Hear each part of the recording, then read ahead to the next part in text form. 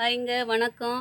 நம்ம மாடி தோட்டத்தில் நல்ல மழை பெய்யுமும் பாருங்கள், எல்லா விதையும் முளைச்சிருச்சு. பப்பாளி விதை போட்டு வச்சுருப்போம் பார்த்தீங்களா, இந்த வெஜிடபிள் வேஸ்ட்டோட போட்டிருப்பேன் பார்த்தீங்களா, தோலோட. பப்பாளி கண்டு ஃபுல்லாக என்ன செய்யறதுன்னு தெரில, எல்லா தொட்டிலும் ஒவ்வொரு கண்டு நட்டு விட்டாச்சு. பாக்கெட் வேறு பண்ணி வச்சுருக்கேன். சரி வரட்டும், காய்ச்சா காய்க்கட்டும், இல்லாட்டி மரம் மாதிரி கூட வளரட்டும் விட்டாச்சு. பாருங்கள், எல்லா தொட்டிலையுமே இருக்குது பப்பாளி கண்டு, மிளகா கண்டு, தக்காளி செடி எல்லாமே தானாக முளைச்சது. வெஜிடபிள் வேஸ்ட்டை கொட்டுறோம் பார்த்தீங்களா, உரமாகவும் போடுறோம் பார்த்தீங்களா, அதனால் அது திரும்ப திரும்ப நம்மகிட்ட தான் இருக்கும். அதனால் எல்லா தொட்டிலையுமே தக்காளி செடி ஒன்று, மிளகா செடி ஒன்று, பப்பாளி கண்டு ஒன்று நட்டு விட்ருக்கேன்.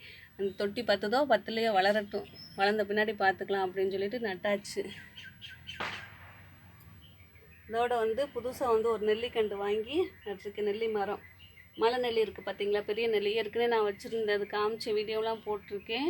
அது இடையில காஞ்சி போச்சு பெருசாக. எப்படி நான் பராமரிக்காமல் விட்டுட்டேன் போல இருக்குது.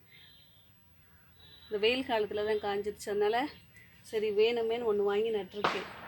இதில் பாருங்கள், மிளகா செடி, தக்காளி செடி, மிளகா செடி. மழை பெய்யுமோ அங்கங்கே இருந்த செடியெல்லாம் எடுத்து ஒவ்வொரு தொட்டியில் ஒன்று ஒன்று வச்சாச்சு.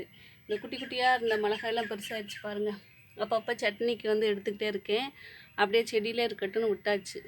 செடியில் பார்க்க நல்லா அழகாக இருக்கா, அதனால் எதுக்கு பறித்து வீட்டில் போடாட்டின்னு செடியிலே அப்பப்போ சட்னிக்கு எடுத்துக்கிறேன்.